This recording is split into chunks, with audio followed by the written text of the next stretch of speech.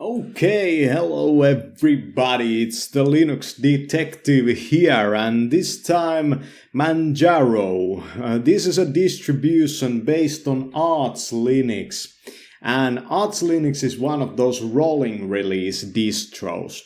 And it's quite hard to install, so there's a pre-configured version of it called Manjaro. I used Manjaro for a while. It was something like year 2015 or 2014, and it was pretty great back then. I had open bugs on it, but this time I tried Gnome, and what can I say about this Gnome version of Manjaro is that the theming that they have done with the colors, it's not very compatible with the current GNOME version, because with the current GNOME version you can change the color of all the folders and that kind of stuff.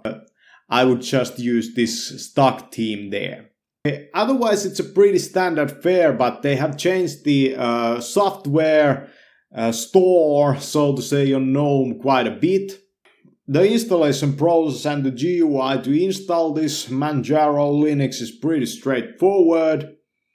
You can get the pack AUR, so you can get those community packages also on this.